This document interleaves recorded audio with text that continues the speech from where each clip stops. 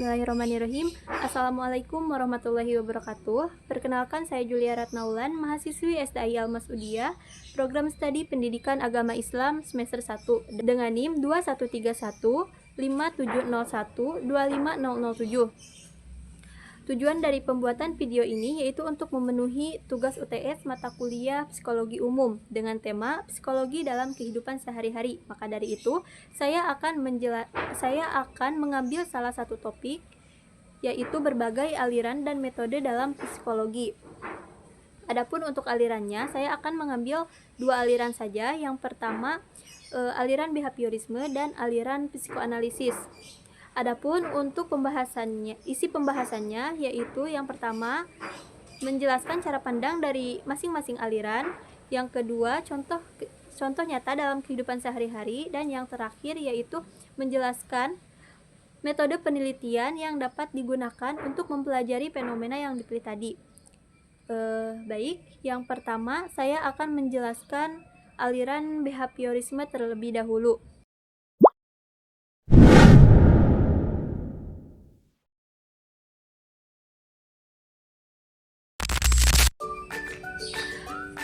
Tokoh utama aliran behaviorisme itu adalah John B. Watson, yang dimana John B. Watson ini dianggap sebagai bapak behaviorisme karena menekankan bahwa psikologi harus didasarkan perilaku yang dapat diamati dan dapat diukur secara objektif. Jadi, aliran behaviorisme itu adalah sebuah pendekatan dalam psikologi yang fokus pada studi ilmiah tentang perilaku yang dapat diukur dan diamati. Misalnya begini, behaviorisme itu seperti manusia atau hewan, seperti robot kecil, yang dimana kita tidak peduli apa yang terjadi di dalam otak robot tersebut, termasuk pikirannya, perasaannya. Yang penting adalah apa yang robot itu lakukan dan kenapa dia melakukannya, yaitu karena apa yang terjadi di sekitarnya atau di lingkungannya. Intinya yang pertama, kita cuma lihat yang kelihatan seperti perilaku yang dapat kita amati, bukan pikiran yang tidak bisa kita lihat. Yang kedua, lingkungan itu penting. Apa yang terjadi di sekitar kita, mau kejadian, orang, benda, itu yang membentuk perilaku kita. Yang ketiga, belajar itu penting. Kita belajar melakukan karena kita tahu akibatnya.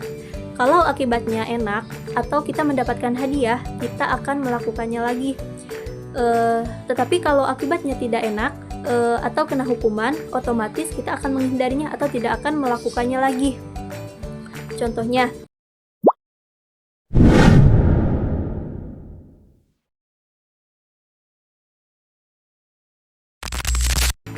contoh dalam kehidupan sehari-hari, ada seorang anak, dia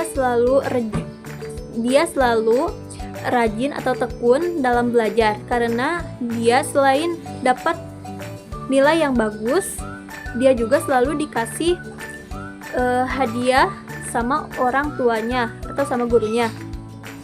Dia tidak nakal karena kalau dia nakal, dia pasti mendapatkan hukuman dari orang tua anak tersebut.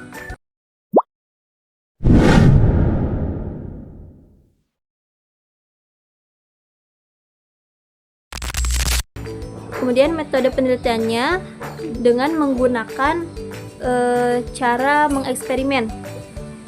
Misalnya kita ingin mengetahui apakah memberikan hadiah kecil, saya ambil contoh memberikan permen, bisa membuat anak lebih rajin dalam belajar. Dengan cara yang pertama, pilih dua kelompok anak. Kelompok yang pertama yaitu kelompok yang dikasih permen, dan yang kedua kelompok yang tidak dikasih permen. Otomatis yang kelompok yang dikasih permen itu lebih semangat dalam mengerjakan tugasnya atau dalam belajarnya. Kemudian amati dan catat berapa banyak tugas yang benar dari dua kelompok tersebut. Lalu bandingkan hasil kedua kelompok. Kalau kelompok yang dikasih permen lebih banyak mengerjakan tugasnya lebih banyak daripada kelompok biasa, berarti memberikan permen atau hadiah memang bisa membuat anak lebih rajin dalam belajarnya. Jadi eksperimen dalam behaviorisme itu seperti mencoba mengubah perilaku seseorang atau hewan dengan memberikan sesuatu dan melihat apa yang akan terjadi. Nah, itu yang dimaksud dengan behaviorisme. Kemudian yang kedua, ada aliran psikoanalisis.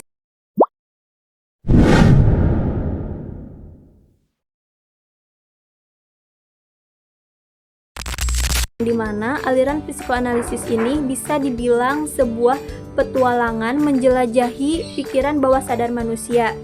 Ini adalah teori kepribadian dan metode terapi yang diciptakan oleh Sigmund Freud. Misalnya gini, pikiran kamu itu kayak rumah yang punya banyak ruangan. Yang pertama ada ruang tamu. Ini adalah bentuk kesadaran yang dimana ini adalah tempat kamu sadar lagi ada di mana, lagi mikirin apa, dan lagi ngerasain apa. Ini bagian kecil dari keseluruhan rumah. Kemudian gudang ini adalah bentuk ketidaksadaran. Ini tempat kamu nyimpen barang-barang lama, kenangan masa kecil, rasa takut yang tidak ingin kamu ingat, atau keinginan yang kamu pendam. Gudang ini besar dan isinya banyak yang udah lupa. Psikoanalisis itu kayak detektif yang masuk ke gudang itu buat nyari tahu kenapa kamu bertingkah laku tertentu di ruang tamu.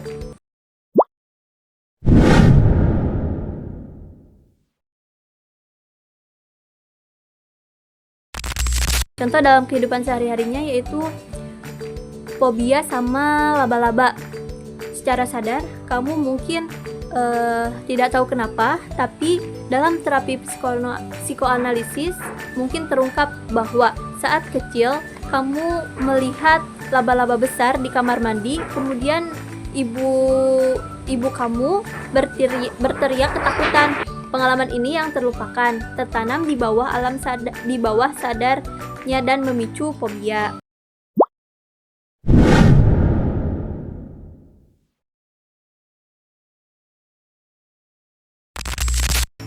Kemudian untuk metode penelitiannya dalam aliran psikoanalisis itu unik dan beda dari aliran yang lain yang lebih suka eksperimen.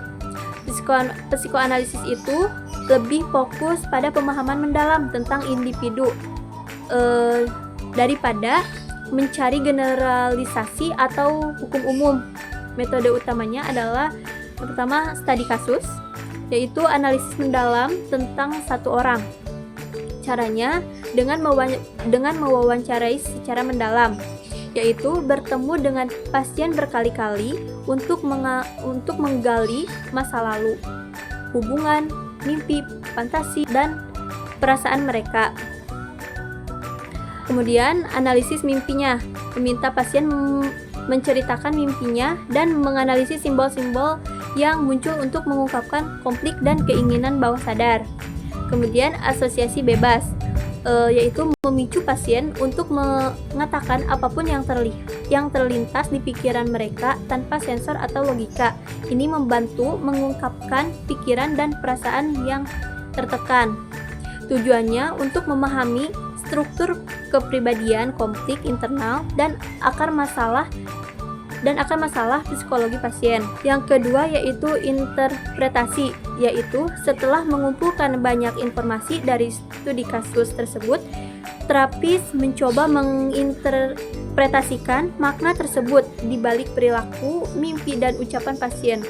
Mengapa metode ini beda? Karena metode ini bersifat subjektif, yaitu interpretasi sangat bergantung pada pandangan terapis dan pengalaman pasien. Kemudian yang kedua tidak terukur, sulit untuk mengukur atau menguji hasil terapi secara objektif. Kemudian yang ketiga fokus pada individu, tujuannya adalah memahami individu secara mendalam. Jadi metode penelitian psikoanalisis itu seperti menggali arkeologi pikiran, mencari artefak-artefak masa lalu untuk memahami bangunan kepribadian seseorang. Mungkin hanya itu yang dapat saya sampaikan. Kurang dan lebihnya mohon dimaafkan. Wabillahi taufiq wal hidayah. Wassalamualaikum warahmatullahi wabarakatuh.